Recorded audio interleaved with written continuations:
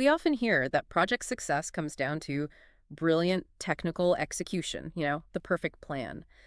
But what if the real secret sauce, the thing that truly makes or breaks an initiative, is something else entirely, something less about algorithms and more about, well, humans? You've absolutely hit on it. Today, we're taking a deep dive into stakeholder management. We're pulling insights from a really comprehensive guide here. Our mission isn't just to define terms, though we'll do that. It's really to extract those core insights, maybe some surprising facts, and the practical strategies, things that will leave you feeling well-informed and ready to tackle pretty much any collaborative challenge, big or small. Right. And this isn't just for, say, launching a new product at some huge company. Whether you're spearheading a massive corporate thing or maybe leading a community group trying to get a new park built, or even just working on a complex team project at work or school, understanding how to identify, analyze, and engage with the right people is absolutely critical. It really is. It's about making things happen with people and sometimes through people. Exactly. So over the next little while, we're going to unpack who these stakeholders actually are, why they wield so much power, the tricky dynamics involved, and most importantly, we want to equip you with the practical tools to navigate it all. We've even got some real-world stories later on. Okay, so let's cut to the chase. What even are stakeholders? At its core, really, a stakeholder is any person or organization that can affect or be affected by your project. Act or be affected, okay. Yeah, they've got skin in the game. Mm-hmm. It could be about what the project produces, or maybe what it achieves, or even just how it gets done. And look, whether they're with you or against you, that disposition can totally change where your project ends up. And it's not just the obvious folks, right? Like your direct team or your boss. When we talk about broadening your perspective, what does that really mean? We're looking at a huge ecosystem, aren't we? Oh, definitely. Internally, sure. You've got your project team members, functional managers who might lend you resources, peers you collaborate with, and those internal customers, the departments or people inside your organization who will actually use what you deliver. But the list goes way beyond that internal circle. That's where it gets truly expansive. Yeah. Externally, you're not just talking about your immediate customers or the end users. Think about your suppliers, your contractors, maybe regulatory bodies that have to approve or reject your work, community groups who could support you or, frankly, oppose you. Government agencies, sometimes even competitors or advocacy groups might have an interest in whether you succeed or fail. Wow, that's a lot to keep track of. It is. And recognizing the sheer breadth and diversity is critical. But project manager isn't just leading a team. They're navigating this complex web of relationships that reaches far, far beyond the immediate project boundaries. All this identification and mapping, it sounds like a significant undertaking. So what's the real payoff? Why bother? Why is it so critical that projects often live or die by this, not just by, brilliant technical execution? That really is the crux of it. The success or failure of a project is often determined just as much by how well stakeholders are managed as by the technical side. I mean, think about it. You could deliver a technically perfect product, right? Flawless. But if key stakeholders feel ignored, or if their needs weren't actually addressed, the project's perceived value can be completely undermined, even if, objectively, it hits all its technical targets. That makes perfect sense. I think we've all seen projects with brilliant technical teams just flounder because the human element was ignored. So what are some of the biggest benefits, maybe the hidden benefits of getting this right? Well, for one, it's about alignment. Simple as that. It ensures your project objectives actually match stakeholder expectations and, crucially, the broader organizational strategy. Then there's risk mitigation, super important. By engaging early, you can spot potential resistance or roadblocks way in advance. That lets you proactively manage them and avoid costly disruptions later on. Preventing problems before they start. Exactly. It's also a powerful tool for resource facilitation. I mean, when those who control critical assets, like budget or people, are engaged and on board, access and cooperation become much, much smoother. And perhaps most visibly sometimes, it's invaluable for conflict resolution. It helps you navigate and mitigate those disputes before they completely derail everything. And finally, it just builds and sustains transparent communication. That's really the foundation of trust and informed decision-making, isn't it? Absolutely. Trust is huge. So on the flip side then, what happens when you neglect this? What are the practical consequences of poor stakeholder management? What does that look like? Oh, the cost of neglect is huge. We're talking about missed requirements. You basically build the wrong thing because you didn't listen to the right people. Simple as that. Then there's scope creep, where your project keeps growing and growing uncontrollably because expectations weren't properly set or managed up front. You could face active resistance from key players who feel excluded or just plain unheard. That leads to delays, budget overruns, you name it. Sounds like a nightmare scenario. It can be. Ultimately, poor stakeholder management can lead to outright project failures.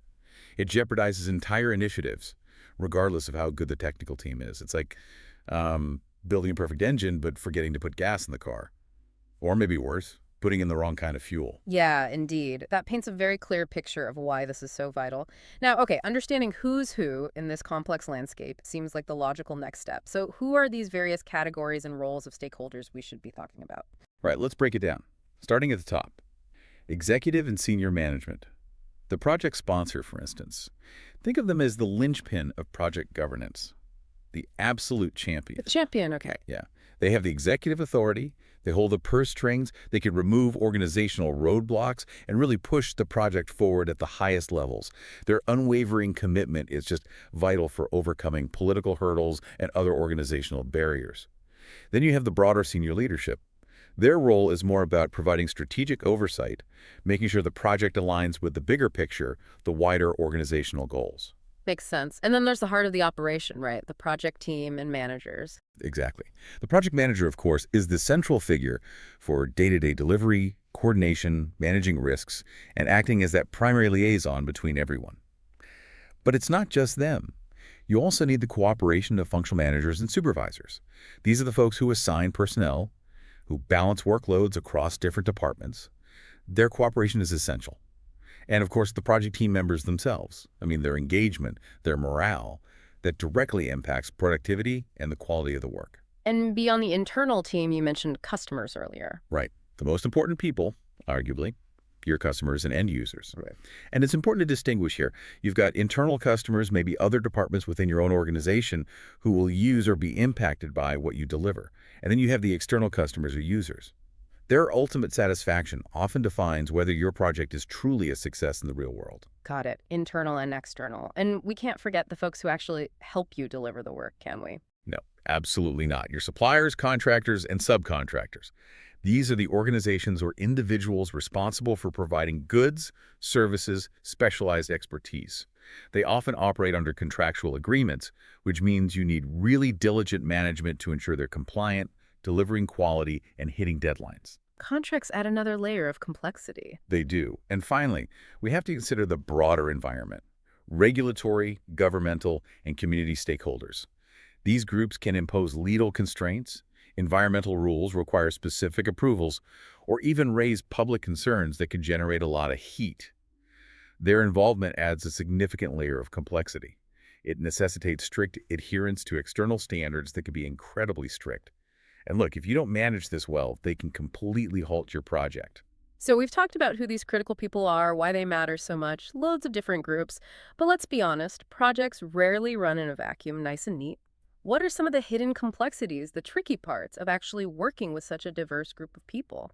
That's where the art comes in, isn't it? Projects rarely operate in stable environments. It's just not reality. You've got stakeholders with distinct interests, and often those interests compete. They come from diverse cultural backgrounds. They all have varying levels of influence. And here's the really tricky part. Many critical stakeholders operate outside the project manager's direct line of authority. Right, you can't just tell them what to do. Exactly. You can't just mandate things. This demands a whole lot of diplomacy, negotiation skills, and building influence without having that direct control. It's a different skill set. That sounds like a huge challenge. What are the key complexities, then, that really make this dance so difficult? Well, it's multifaceted. First, there's power and influence. And it's not just about who holds the formal decision-making authority. It's also about who has that informal influence, that people others listen to, even if they don't have the official title. The influencers in the organization. Precisely. Then, the art of balancing conflicting priorities. That is a constant tightrope walk. You'll have stakeholders pulling in completely different directions, and you somehow need to find a path forward that works, or at least is acceptable. Cultural differences are also huge. They impact everything from communication styles, how people negotiate, business practices, even underlying values about time or hierarchy. And with today's global teams, distributed locations add another layer. Managing stakeholders across geographical time zones, different organizational boundaries, it just adds complexity. Okay, so you've got this vast, complex web of people, some with hidden influence, some with conflicting agendas, maybe different cultural norms. How do you even begin to map this out? How do you figure out what makes them tick? What's the systematic approach for identification and analysis? Okay, it really boils down to three essential steps. First, stakeholder identification, literally mapping out all potential individuals and groups associated with or affected by the project. You've got to cast a really wide net here initially. Don't miss anyone. Try not to. Second, classification. This means categorizing them. Is it internal versus external? Primary impact or secondary? What's their role? And crucially, what's their level of influence? Okay, identify, classify, and then once you've got that list sorted, you move to the really insightful part, the analysis, right? Exactly. The third step is analysis. This means really assessing each stakeholder's, well, several things. Their interests and expectations. What do they actually want from this project? What do they expect to gain or maybe even lose? Their power and influence. How much sway do they really have over your project outcomes? Can they make decisions directly, or can they strongly influence those who do? And here's where it gets really interesting and frankly often overlooked. Their attitude. Attitude, not just their stated position, but their underlying feeling. Precisely. Are they generally supportive? Are they neutral, maybe indifferent? Or are they actively resistant? It's surprising because often we focus only on what stakeholders say or what they do, but understanding their underlying emotional disposition is key. Maybe they've had a negative experience with a similar project in the past, or maybe their department is undergoing unrelated stress. This can reveal hidden resistances or even opportunities for connection that rational arguments alone just won't uncover. It completely shifts your communication strategy from just what information to share to how do I build trust and rapport with this person or group. That's a fantastic point about attitude. It really goes beyond just logic. Okay, so to help with this deep dive into who they are and what they want, what are some practical tools you can actually use? Yeah, two standouts that are really useful. First, the stakeholder register. Think of it like your project's living Rolodex or maybe a CRM for your project. It's a document, could be a spreadsheet that captures all the stakeholder details, their classification, the results of your ongoing analysis, their interests, power, attitude. And it's not a one-and-done thing. It has to evolve as your understanding deepens and things change. A living document. And the second tool. The Power Interest Matrix. This is a great visual tool. It helps you prioritize your engagement efforts. You basically map stakeholders on a grid based on their power, their ability to affect the project, and their interest, how much they care about its outcome.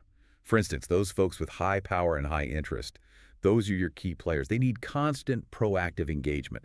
You might even involve them in critical decision-making. Keep them close. Absolutely. Yeah. Whereas someone with, say, low power and low interest, they might just need periodic updates. Keep them informed, but don't overwhelm them with detail they don't need or want. It helps you focus your limited time and energy. That makes a lot of sense. Prioritization is key. So once you've identified, analyzed, and prioritized using these tools, the next crucial step is actually engaging these people. Because, as you said, there's no single magic bullet for everyone, is there? Absolutely not. Successful stakeholder management demands tailored strategies. There's just no one-size-fits-all approach that works. Core engagement techniques, though, they generally include developing a clear communication plan. Okay, what does that involve? It means specifying what information gets shared, how often it gets shared, and through which channels. Is it email? Is it a meeting? A report? You need to tailor this to precisely meet each key stakeholder's needs and preferences. Not too much, not too little. And it surely goes beyond just sending out emails or reports, right? Engagement sounds more active than that. Oh, much deeper. You need to actively foster involvement. This means really engaging stakeholders in planning sessions, maybe in decision-making where appropriate, certainly in problem-solving. Doing this builds genuine ownership, a sense of partnership, and it significantly reduces resistance down the line. Sometimes that means bringing in negotiation and conflict resolution techniques. You might need mediation or skilled facilitation to address those competing interests and help foster consensus. Managing the disagreements. Yeah. Then there's expectation management. This is huge. Clearly defining the project boundaries, the scope, the deliverables right from the outset, getting everyone aligned on what done looks like and what's not included. And really underpinning all of this is relationship building. You have to foster trust. You do that through transparency, being responsive, and consistent follow-through. Saying you'll do something and then actually doing it. building that trust capital. And speaking of tailored approaches, you mentioned cultural differences earlier. How important is it to factor in those cultural nuances when engaging? Oh, it's critical, especially in today's globalized world. Cultural adaptation is huge. It's about recognizing distinct cultural norms, communication preferences, attitudes towards hierarchy, decision-making styles, and genuinely tailoring your approaches. And just as importantly, anticipating and proactively managing the misunderstandings that can so easily arise from these cultural differences. What works perfectly well in one country, or even just one corporate culture, might be completely ineffective or worse, even offensive in another. You have to be sensitive to that. Okay, so you've identified, you've analyzed, you've prioritized, you've engaged with tailored strategies, including cultural adaptation. Phew. Are you done, or is this an ongoing thing? You are definitely not done. The guide really stresses this. Stakeholder management is not static. It's not a phase you complete. It's a continuous process. You have to be constantly monitoring stakeholder attitudes. Are they shifting? Keeping an eye on changes in influence. Did someone get promoted or leave? And watching for emerging issues throughout the entire project lifecycle. So it's more like a loop then, always learning and adjusting as you go. Precisely. It's exactly that, a continuous loop. This means key activities like regularly collecting feedback, use surveys, have informal conversations, conduct interviews, check in during meetings. You need to consistently update your stakeholder analysis, the register, the matrix, to reflect these evolving dynamics. People's roles change, their interests shift, their attitudes can definitely change based on project progress or external factors, and of course, based on that updated understanding, you adapt your communication and engagement strategies accordingly. It's this constant cycle. Learn, adjust, re-engage. That makes sense. It keeps it dynamic. Okay, let's try and get concrete with some real-world examples. How does this actually play out when the rubber meets the road? Okay, good idea. Take a campus wind turbine project. We saw a case study on this. Initially, a local community group was fiercely opposed. They were worried about noise pollution, potential decreases in property value, the visual impact, the usual concerns. Very common concerns for that kind of project. Exactly. But instead of just trying to push through with technical arguments about decibel levels, the project team used really transparent communication and, crucially, participatory decision-making. They held open town halls, they brought in independent sound engineers who did simulations to demonstrate the actual expected noise levels, not just generic data, and they even involved community members in discussions about the turbine's exact placement, ultimately shifting it slightly to minimize visual impact from key viewpoints. So they really listened and adapted. They did. And that proactive engagement, that listening and adapting, ultimately turned what was strong resistance into, well, not just acceptance, but enthusiastic support and a sense of community ownership. The project became a widely celebrated success instead of what could have easily been a public relations disaster. That's a fantastic illustration of turning potential resistance into advocacy through genuine engagement. What about something on a grander, maybe international scale? Those cultural factors must really come into play there. Oh, absolutely. Consider a large-scale international infrastructure construction project, like, say, building a new bridge or tunnel connecting two different countries. This immediately highlights those cross-border stakeholder management challenges we talked about. You're dealing with government agencies and regulatory bodies from two different nations. Two sets of rules, two political systems. Exactly. Each with their own legal frameworks, their own approval processes, their own political sensitivities. You might have main contractors and subcontractors from multiple different countries, each bringing their distinct business practices, their assumptions, their cultural communication styles. And then, of course, you have the affected communities on both sides of the border. They'll have varying expectations, different environmental concerns, maybe even different historical contexts influencing their views. That sounds incredibly complex to manage. It is. Successfully navigating this requires an acute awareness of those cultural differences. It often involves using neutral, third-party mediators for sensitive negotiations. And it demands incredibly meticulous, often multilingual communication plans to ensure everyone from high-level government officials down to local residents feels heard, respected, and understood. What works communication-wise in one country or with one ministry might simply fall flat or even cause offense in another. Adaptation becomes absolutely paramount. Those examples really bring the challenges and the importance of getting it right to life. So to give our listener a quick actionable summary before we wrap up, what's in their stakeholder management toolkit? What are the key things they can start thinking about or even using today? Absolutely. Let's boil it down. First, your stakeholder register. That's your go-to document for who everyone is and all their vital details. Remember to keep it updated. Second, the Power Interest Matrix. That's your visual guide for prioritizing. Who needs your attention most urgently, and what kind of attention do they need? Third, your communication plan. A structured approach. Make sure your project communications are targeted, timely, and effective for each group. Fourth, think about engagement workshops. These are great for facilitating face-to-face discussions, building consensus, and tackling problems collaboratively. And finally, don't forget your issue and risk logs. These are crucial for tracking any stakeholder-related risks, concerns, or unresolved issues as they pop up. It allows for proactive management before things escalate. That's a great summary. Stakeholder register, power interest matrix, communication plan, workshops, and issue risk logs.